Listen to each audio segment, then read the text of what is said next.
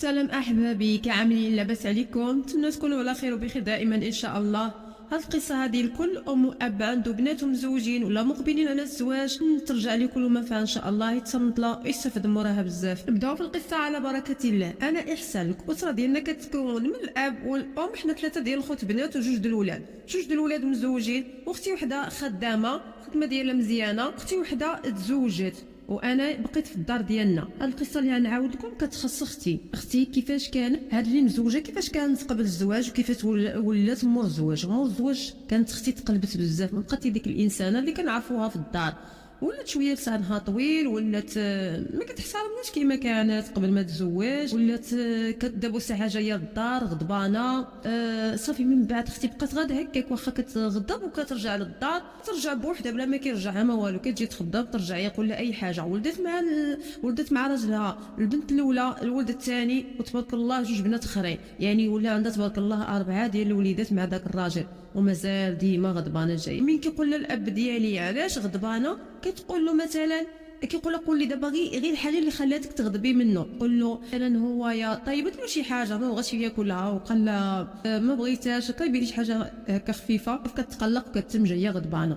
المهم اي حاجه كتكون بسيطه هي حساسه بزاف، كتنوض تقلق. ما كانش كيضربها صراحه ولا شي حاجه، غير المهم هي كتقلق. ومين كتجي للدار كنلقاو معاها صعوبه، حيت شي واحد الانسانه لسانها ما كيحبش لسانها اللي قلع عقلها كيخرجوا لسانها، يعني ما كتحبش فيه. وكانت هاد اختي هذه اللي خدامه كانت كتجيب الحوايج مزيونين، يعني كتكسي راسها كتهلا في راسها، وهي كانت كتمدل على الاشياء ديالها، كتمشي تهز لها الحاجه، كتمشي بلا ما تقولها لا تمشي تلبس لها حاجه، وكانت كتنوضنا المشاكل في الدار. وهاد اختي مع خدامه كتبغي حوايج يكونوا نقيين مصبنين محدين معلقين. الصي كان كتشريهم ماركات مزيان بالخدمه ديالها، خصها داكشي كله يبقى نقي ممسوح، داكشي الصي كان ممسوحين، بيبطات كانت منظمه، يعني كانت اختي منظمه. وهاد اختي كنا انا وياها عندنا البيت مشروك انا وياها، وهي كانت كتدخل كترون شويه، هذا كيجي ولادها عاوتان كيرونوا المشاكل،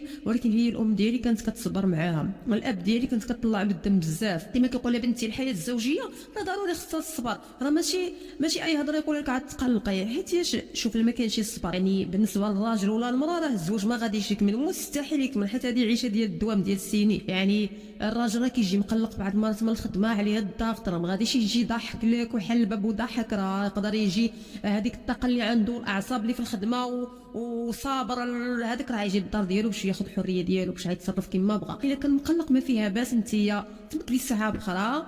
هي كانت انسانه اللي فيها دقه الملاحظه وحساسه، وعلاش جيتي هكا وعلاش، وعاوتاني يبداو في المشاكل، عاوتاني تجي غضبانه وما غاديش يرجعها، كترجع لراسها. قالت حياتك بحال هكاك واحد النهار وهي تجي اختي مضروبه، اول مره غادي يضربها.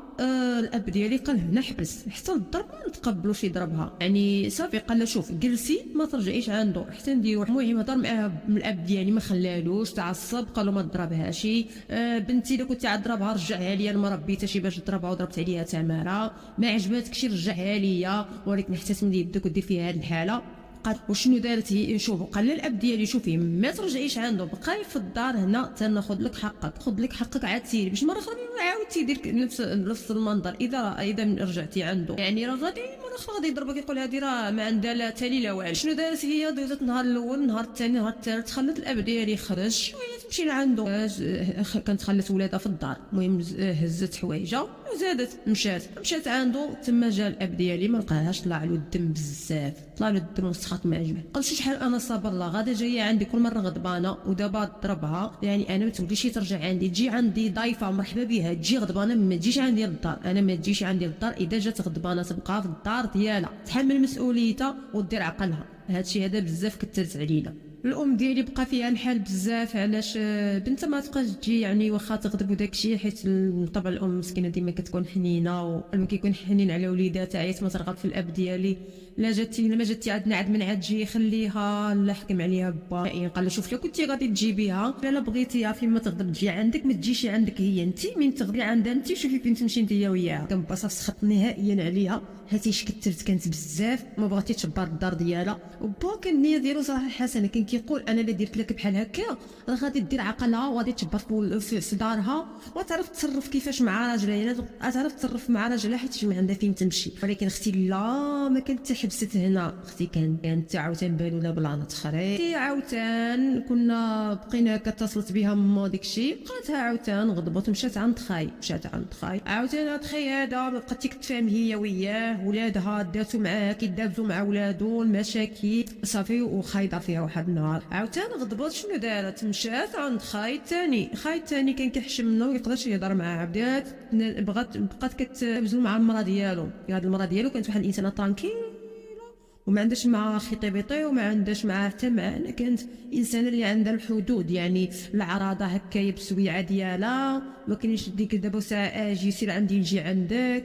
كانت اصلا سكوتيه شويه هكا كان الطبيعه ديال مرات خايا، ماشي كانت زعما قبيحه حدوديه وخايضه التقار ديالها، ولكن اختي تسلطت عليها مع اختي لسانها طويل وكتمشي للحاجه ماشي ديالها وكتفرض السيطره على الدار واخا تكون ماشي ديالها. صافي تما مرات خايط طلع عليها الدم وصافي كعات مابقاتش قادره تصبر. هي اتصلت بالام ديالي قالت لها شوفي خالتي، راه بنتك اش كدير لي راه ما كتحشمش مني، راه كذا، راه اشنو وقع. شدت الام ديالي قالت لها لا بنتي ما ديرش بحال هكا، بنتي ما ديرش بحال هكايا، وجايه في الدار خوها ودار خوها هذاك فلوس خوها وتهز اللي بغات وتحط اللي بغات، وما جايش عندك انت وماشي انت اللي كتصرفي على الدار، هي غير عايشه غير مع خوها ورزق خوها. صافي ما تخيل ما عجبهاش الحال. المهم سالات معاها نهضر بلا ما ردت عليها بلا والو. الام ديالي اش دارت بحال هكا، الام ديالي ما عندهاش مع هاد مرات خاي، حيت هاد مرات خاي ما عندهاش مع خطيب ديال طيب بزاف، ومع تبلغ الهضره ومع البيك ومع المشاكل. وانتم عارفين العيالات قدامين كيكونوا لا كيعجبهم مرات الولد تكون كتهضر وتكون كدير الشغل، وخصهم ديك مرات الولد اللي كتجي وكدير الشغل وترجع بحالها تمشي عندها وتجي دير لها الشغل وتكون ديك المهم هي تكون كدير الشغل. هذا هو المهم عند الناس قدامين شحال هادي. ولكن مرات خاي ما كنتك بحال هكاك، الام ديالي ما كانش عندها معاها، صافي بقات بحال هكاك. اختي مع مرات خاي صافي مشات بحالها. قلنا صافي راه دابا تثبت ما تلقى عند من تمشي، لا ما حبستي هنايا. مشات عند عم بتمر اخرى ومشات عند عمي بقات دابزو مع المراه ديالو، بقات كدابز مع مرات عمي. هو اتصل عمي بالاب ديالي وقال له ها بنتك اش كاين. جا الاب ديالي بيدو حتى لعند عمي وجرى عليها، قال لها سيري للدار ديالك وجاب لي وليداتك وجاب لي راجل ودار فيها، وقال له شي انايا ما نشوفكش كتجي عندي الا جيتي عندي ضيفه. صافي واصلا مبغاش يتسامح معها، كان طالع له الدم منا داكشي اللي دارت. صافي مشات بحالها، قلنا صافي هادي غدير عقلها، صافي ما توليش زعما كدير هاد المشاكل.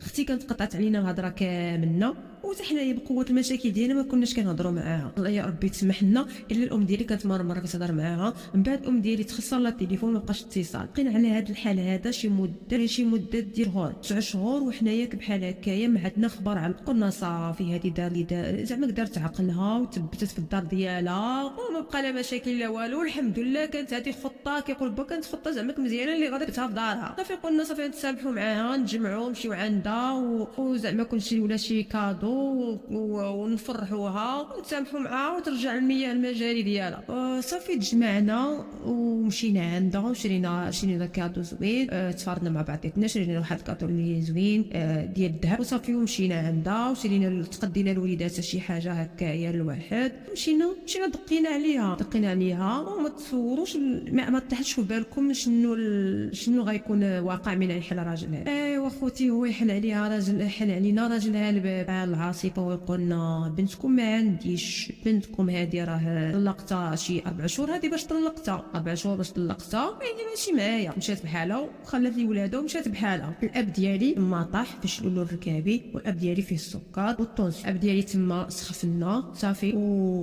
يعني واحد الحاله كنا فيها ما عارفين شنو نديروا، يعني تارفين نهائيا. وقالنا اش بالكم واش نتوما اللي عائلتها تخليتوا عليها وما سولتوش فيها وبغيتوني انا نسول فيها. تما الاب ديالي بقى فيه الحال بزاف، عرف انه يعني ما عرفش يتصرف، وبقى الاب ديالي مسكين كيبكي. الاب ديالي عمري ما شفتو كيبكي، داك اللحظه شفتو كيبكي. قالوا نتوما عندكم مصيبه ما صبرت الا بغيتوني انا نصبر على ولد الناس، انا ما نقدرش نصبر لا. شوفوا انا تهنيت والحمد لله، واللي كان بيناتنا سالا وبيناتنا هاد الوليدات مره صله الرحم معاهم، نجيب لكم تشوفوهم مره وانا تفكيت منها.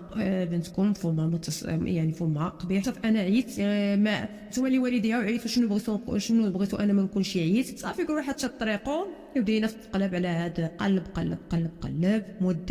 مده شهرين حنا نقلبوا. صافي من بعد ما لقيناها شي مشينا ديكلارينا. شد المخدم دار الخدمه ديالو. صافي من شافتها الموضوع كبر، لقينا هاد اختي هادي في الدار ديال خالتي اللي جات بواحد المدينه بعيده. الا بغيتي تمشي لها خصك شي 6 سوايع باش توصل ليها. صافي مشات عندها، والطمه الكبرى هي هاد خالتي هادي من صونات لا ماما وقالت لها بنتي كدا كدا. قالت لها واش خبرني انا بنتك؟ انا ما عارفاش بنتك، انا ما عارفاش خبرني بها فينا هي. صافي وهاديك الساعه شبرنا وركبنا مشينا عندها كاملين بينا، واختي كانت غضبانه والام ديالي ما عجبهاش الحال. تناقشت مع خالتي قالت لها حشوم عليك ديريك بحال هكا وانت عارفاني انا ام. قالت لك كنتي كنت تمشي تطلي على بنتك ماشي سامح خليها بنتك. صافي اختي ما بغات تتصالح مع الاب ديالي، عيا عليها عيا ما يحاول معاها، ما بغات تتصالح معاه، بقات غضبانه. حنا عاوتاني ما بقات علاقتنا بها كما كانت، يعني حتى حنا ما بقاش يعني بحال اللي ضربت علينا كاملين بينا. قالت نتوما تخليتوا عليا وداكشي. الا الام ديالي اللي بقات كتهضر معاها، بقات تهضر مع الام ديالي، كتضحك معاها، كتهضر معاها عاديه، ما عندهاش مشكل مع الام ديالي. ولكن حنا بقينا دايرنا في الحدود. صافي وما بغاتش ترجع معنا، عينا عليها وداكشي ما بغاتش ترجع. وكانت تقدم لها هذاك ولد خالتي واحد قدم لها وتزوجت بها كزواج عادي وصافي. ولكن دابا المشكل كامل هي ما بغاتش مازال تهضر مع الاب ديالي. قال الاب ديالي ما يقولها شوفي انا يا نبقى نجيب لك وليداتك وكذا وكذا. قالت له هذيك ولادي انا ما بقيتش باغاهم. صافي يعني كان بحال اللي جاها اكتئاب، بحال اللي شافت، بحال اللي مرضت شويه يعني. كتحس بها تشوفيها كتحس بها الانسان اللي تحطمت يعني محطمه يعني غير في الوجه ديالها. تحس بها ما بقات لا تضحك لا والو، ولات انسانه وحده اخرى. وكانت هذه هي القصه ديالي اخوتي. والمشكل هو الاب ديالي مريض مسكين فيه السكر وفيه الطونسيون وكيتعصب وباقي كيلو من راسو، وهي ما بغاتش تتصالح معاه، ما بغاتش تهضر معاه. واش كيبان لكم؟ واش ديفو في البنت ولا ديفو في الاب؟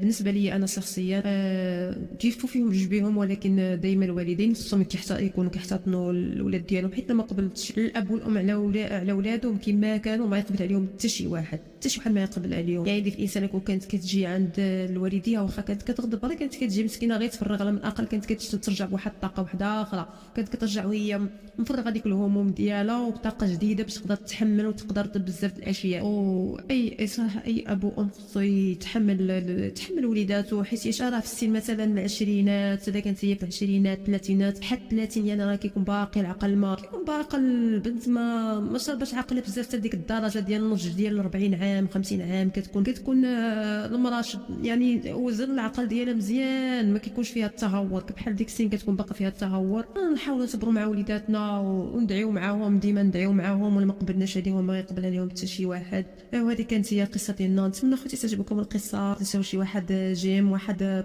تبارطاجيو هذه القصه مع الحباب والعزاز عليكم، وواحد متابعه. شكرا.